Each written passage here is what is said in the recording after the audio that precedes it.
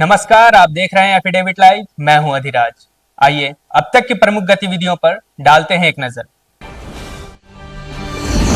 गोरखपुर में वसंत सराय और रीढ़ साहब धर्मशाला के संरक्षित स्मारक घोषित किए जाने की प्रक्रिया हो गई आरंभ। 30 दिनों के भीतर मांगी गई आपत्ति।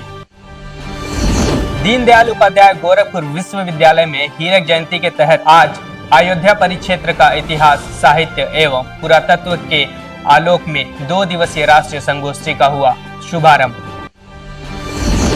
महिला प्रधानों को नेतृत्व क्षमता, संचार कौशल एवं लैंगिक समानता विषय पर प्रशिक्षण प्रदान किए जाने के क्रम में आज आयोजित कार्यशाला में विकासखंड बड़हलगंज, बेलघाट, उरवा और चारगांवा के 123 प्रतिभागियों ने किया प्रतिभाग।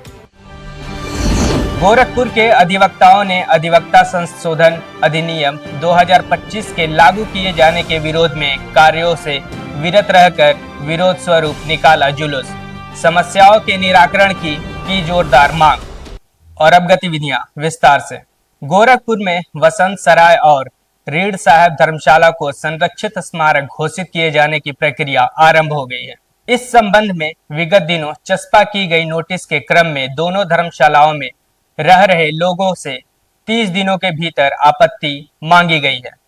वर्तमान में रीढ़ साहब धर्मशाला में 61 परिवार जबकि वसंत सराय में 67 परिवार निवास कर रहे हैं। इस संबंध में विरासत संरक्षण करने वाले संगठन इंटैक के गोरखपुर चैप्टर के कन्वीनर इंजीनियर MP कंदोई ने एफिडेविट लाइव संवाददाता निखिलेश ने इस संबंध में उनसे वर्तमान में उठी विसंगतियों के बारे में जानना चाहा तो उन्होंने कहा, वास्तव में ये है कि सबसे पहले बसंत सराय का मुद्दा जब उठा 2015 में इंटेक गोरखपुर चैप्टर की स्थापना हुई थी।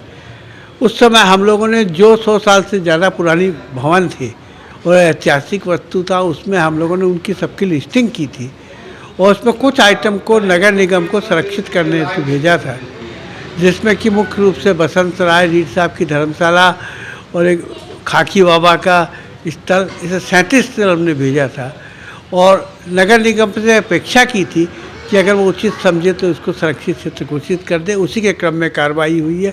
इंटेक का श्रेय खाली इतना है कि इंटेक ने सबसे पहले धरोहरों को लिस्ट करके सूचीबद्ध करके उसकी सूचना नगर निगम को।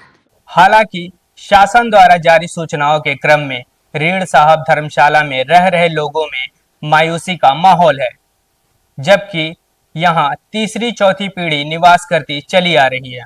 रीढ़ साहब का धर्मशाला वह प्राचीन धरोहर जो लगभग 300 वर्षों पुराना है और यहाँ पर पुरातत्व और संस्कृति विभाग ने अब इसे संरक्षित करने की बात कही है, जिसको लेकर बाकायदा एक अध्यादेश पारित किया गया है और नोटिस चस्पा किया गया है कि जो लोग यहाँ पर रहते हैं उनको अब इस स्थान को खाली करना पड़ेगा। आपको बताना चाहेंगे कि यह इसका इतिहास 1839 का है और 1839 में खलीलुर रहमान ने इसका निर्माण कराया था। और आप इसकी जो दरवाजे हैं, जो इसके गेट हैं, आप उसको देखिए किस तरीके से वो आज भी बुलंद हैं, अपने ऐतिहासिक धरोहर की खुद ब खुद दास्तां बयां कर रहे हैं। इस कैंपस में लगभग 61 कमरे हैं और 42 से अधिक परिवार रहता है, जिसके मुखिया अब चिंतित हैं क्योंकि 2-2, 3-3 पीढ़ियों से लोग रह रहे हैं। अब ये लोग कहाँ जाएंगे, क्या है, कैसे है, इसको लेकर हम यहाँ के स्थानीय लोगों से बात करेंगे। भैया, क्या है यहाँ का इतिहास और अभी क्या समस्या है? अभी यहाँ का इतिहास तो वही 1841 में इसकी तामीरी हुई थी और इसके लैंडलॉर्ड जो माने जाएंगे वो खलीलुर रहमान जो थे और एक हफीजुल्लाह साहब थे। हफीजुल्लाह साहब प्रशासनिक जज थे हाई कोर्ट के। ये तामीरी तब की है। रीढ़ साहब तत्कालीन कलेक्टर थे, उन्होंने इसको तामीर उमीर करवाया, अपने देख रेख में रखा और उस समय से यह लोग हैं। कई बार नगर निगम ने इस पर मुकदमा भी अपना किया, दावेदारी किया कि जबकि मेरा है और संरक्षण करने के लिए उनको दिया गया था। रख रखाव की जिम्मेदारी नगर निगम को उस समय दिया गया था जब हफीजुल्लाह साहब मुकदमा जीते हैं कि संपत्ति मेरी है और उनके पक्ष में जब फैसला हुआ, नगर निगम जब उस पक्ष में हार जाता है तब इनको कहा जाता है समझौता तक कि आप इसका केयर टेकर, बतौर केयर टेकर इनको बनाया गया कि 5 रुपये आप ले लेंगे, 7 रुपये हमको देंगे। 5 रुपये इसलिए देंगे कि साफ़ सफाई के लिए ही आपको दिया जा रहा है, इसका रख रखाव करेंगे, झाड़ू साफ़ सफाई करेंगे, आपको उसका हम लोग पैसा देंगे। ये न जाने कब 24 घंटा में ये मालिक बन गए और LRT अथॉरिटी बन गए। इतने वर्षों से, लगभग सैकड़ों 100 वर्षों से ऊपर हो गया, इन्होंने बतौर मालिकाना इसको LRT अथॉरिटी में अलॉटमेंट करने लगे, जबकि उस जमाने में भी अलॉटमेंट करने का पावर सिर्फ रेट कंट्रोल के पास था और किसी के पास नहीं था। आप भी यहीं पे रहते हैं, क्या कहना है और किस तरीके से आप लोग जो आगे की लड़ाई है उसको कहाँ तक ले जाएंगे? मेरा कहना ये है कि मेरी उम्र 70 साल है और मैं इसी मकान में पैदा हुआ हूँ। 42 साल मेरी प्रैक्टिस हो गई, 42 साल से मेरा चैम्बर है और ये लोग बस कुछ चक्र ऐसे पहले भी कोशिश किए थे, इसको लेके बिल्डर्स को देना चाहते हैं और इसको संरक्षित दिखा देंगे। बाकी जितना हम लोग रहते हैं अपने पैसे से पूरा मेंटेन किए हैं और ये लोग किराए के नाम पे लेते रहे। हम लोग मेंटेनेंस के नाम पे जो है 70 साल से किराया देते रहे और 19 में इन्होंने प्रयास किया, जब देखा कि इनकी ज़मीन न नगर निगम की है न प्रशासन की है, ये जो है जो जमींदार थे उनके नाम से है, तो ये बैकफुट भी हो गए। अब जब वहाँ सफल नहीं हुए तो अब ये दूसरा कुचक्र रच रहे हैं कि धरोहर के नाम पे पहले इसमें घुसेंगे, जब हम लोग को निकाल देंगे तो धीरे से फिर बिल्डर्स को दे के चौथा पचवा हो गया। तब कब से क्या याददाश्त है आप लोगों की यहाँ? अरे हम लोगों के पूरा बचपन यही बीता, 4-5 पीढ़ी हो गया हम लोगों का। अब क्या करेंगे, आप कहाँ जाएंगे? अब देखा जाए अब कहाँ हम लोग जाते हैं। क्या कहना चाहिए, कैवी पीढ़ी है आप लोगों की? वही हमारा चौथा 5वां पीढ़ी है। अगर हमको उजाड़ा जाएगा तो हम मंदिर जाएंगे, मंदिर में हम अपना बनाएंगे झोपड़ी। कौन सा? देखिए, लोगों का साफ कहना है कि अगर इनको उजाड़ा गया तो ये लोग अपना जो भी बचाव का रास्ता है वो अख्तियार करें। कुछ युवा भी हैं, उनसे जानते हैं आप लोगों को की क्या याददाश्त रही है, क्या यादगार जुड़ा है यहाँ से? देखिए, यहाँ हमारी तीसरी पीढ़ी है और 3 पीढ़ियों से हम लोग रहे हैं। चूँकि अब हम लोग पहले ये था कि भाई चलिए नगर निगम हम लोग से मेंटेनेंस के नाम पे पैसा लेता था, तो वो पैसा समय समय पे हम लोग सब लोग देते थे।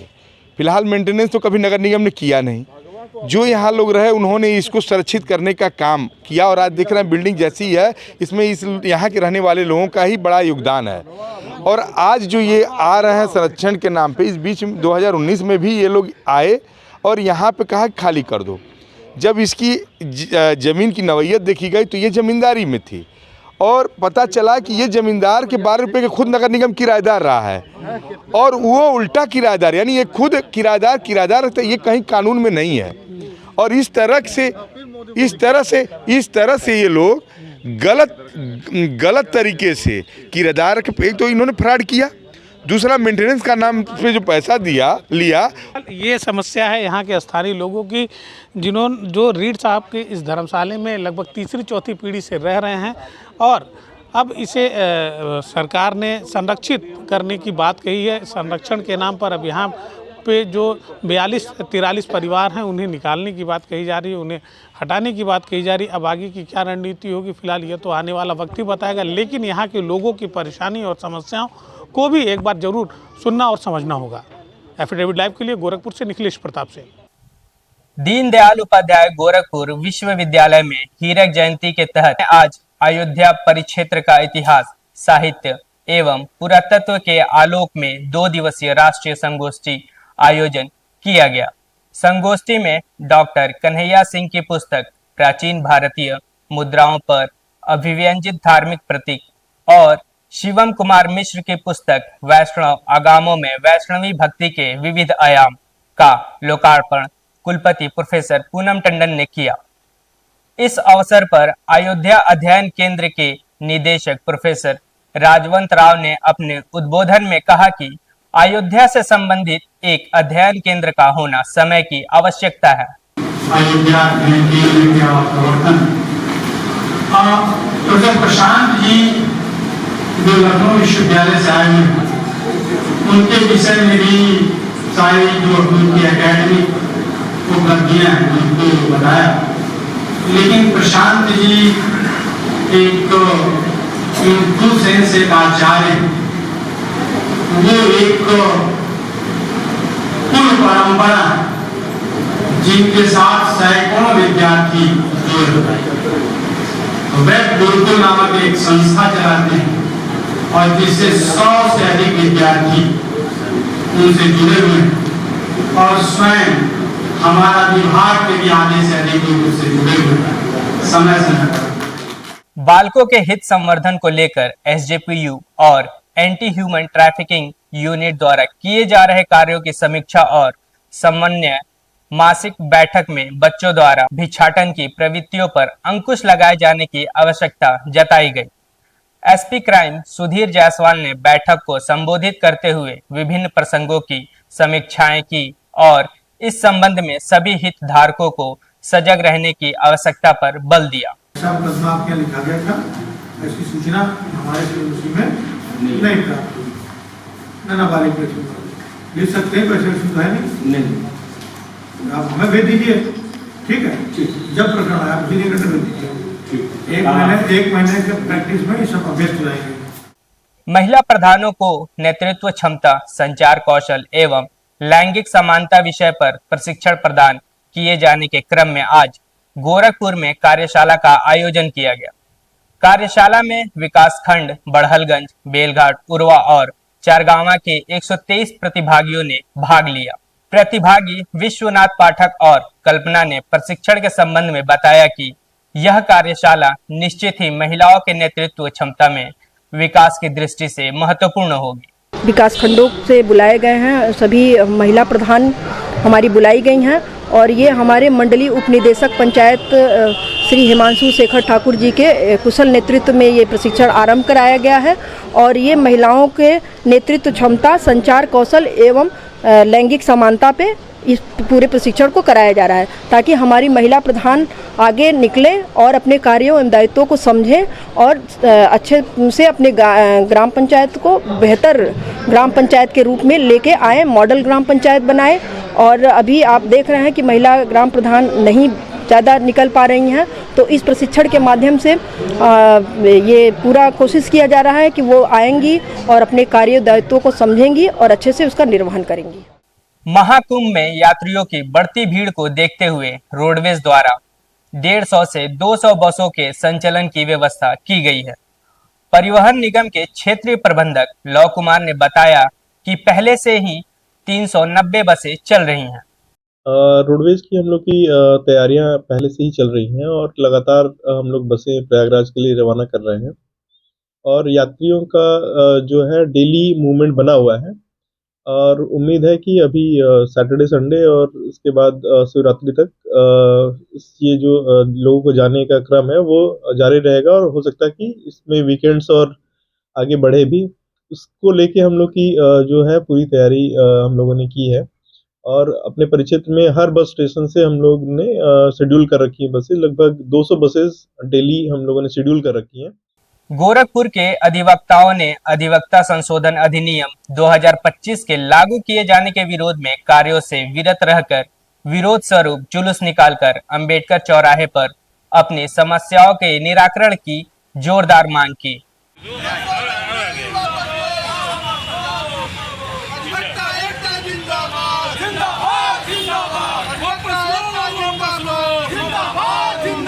जिला बार के मंत्री एडवोकेट लालमन ने बताया कि अधिनियम के लागू हो जाने से वकीलों की स्वतंत्रता पर अंकुश लगाए जाने की मंशा को कभी भी पूरा नहीं होने दिया जाएगा।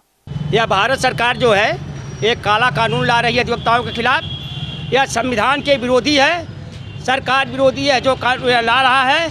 यह बहुत ही गलत है। एक अधिवक्ता ही ऐसे व्यक्ति थे, सारे लोगों की लड़ाई लड़ने के लिए आतुरते थे, शासन हो चाहे प्रशासन हो, जितने भ्रष्ट अधिकारी हो सबके खिलाफ आवाज़ उठाने का काम अधिवक्ता ही करते थे।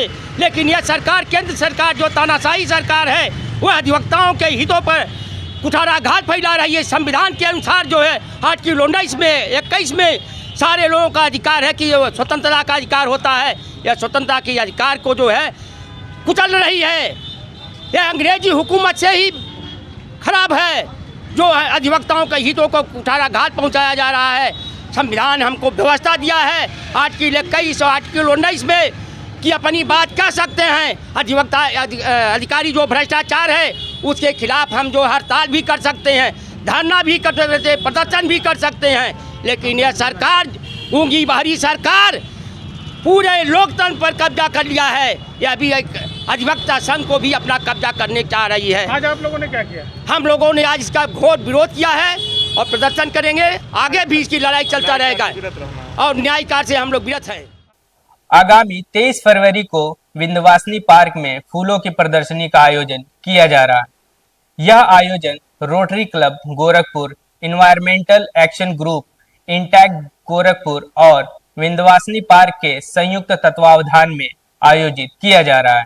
इस संबंध में रोटरी क्लब के अध्यक्ष रोटेरियन सतीश राय ने बताया कि यह प्रदर्शनी पिछले कई वर्षों से नहीं हो पा रही थी, लेकिन इस बार जो भी प्रकृति प्रेमी भाग लेने के इच्छुक हों वे अपना ऑनलाइन पंजीकरण 22 तारीख तक करा सकते हैं।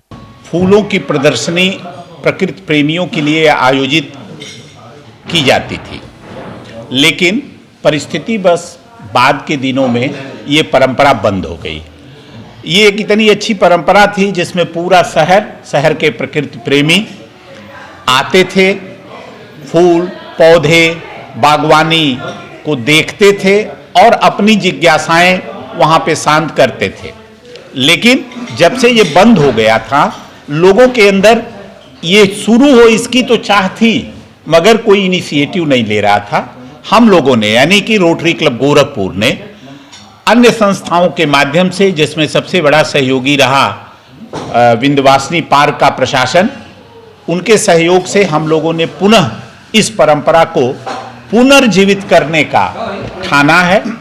23 फरवरी को 11 बजे से लेकर के शाम 4 बजे तक Gorakhpur bar association civil court के अधिवक्ताओं द्वारा आज से 3 दिवसीय क्रिकेट टूर्नामेंट अधिवक्ता क्रिकेट लीग की शुरुआत रीजनल स्पोर्ट्स स्टेडियम में हो गई है। प्रतियोगिता के संबंध में बार एसोसिएशन के अध्यक्ष भानु प्रताप पांडे और मंत्री गिरिजेश मणि त्रिपाठी ने बताया कि इस बार 40 टीमें भाग ले रही हैं। आज यह मैच हर साल के बाद बार और बेंच का लीग प्रतियोगिता जो होती है, इस साल उसको हम लोगों ने संपन्न कराने का प्रयास किया। आज से प्रारंभ है और पूरे जनपद क्या दूसरे जिले की भी टीम आई है कि रिकॉर्ड टीम 40 टीम इस प्रतियोगिता में भाग ले रही है। 21, 22, 23 तीन दिन आयोजन का डेट है। परसों फाइनल मैच होगा और बार और बेंच का मुख्य मैच भी परसों ही होगा। टीम महाराजगंज से आई है, फरिंदा से आई है, कप्तानगंज से आई है, कैंपियरगंज से आई है, चौरी चौरा से आई हैं। पूरे जिले से टीम का आगमन हुआ है। प्राइज भी कुछ रखा है? हाँ, इसमें हर साल के बाद प्राइज भी दिया जाएगा। ये बार और बेंच की आपसी सद्भावना का क्रिकेट मैच आयोजित होता है और न्यायिक सिस्टम का एक परिवार है जिसमें कर्मचारी, माननीय न्यायाधीशगण और अधिवक्तागण एक परिवार है।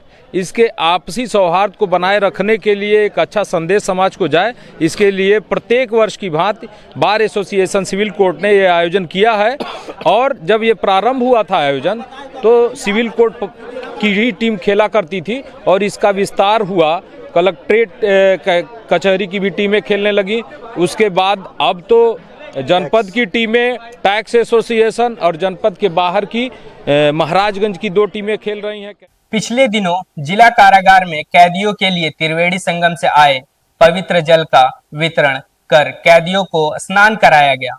जेल अधीक्षक डीके पांडे द्वारा प्रेषित विज्ञप्ति में बताया गया है कि महिला एवं पुरुष बंदियों के बीच पवित्र जल का वितरण किया गया, जिससे बंदियों ने स्नान कर पुण्य अर्जित किया। आज के लिए बस इतना ही। तब तक के लिए देखते रहिए एफिडेविट लाइव। धन्यवाद।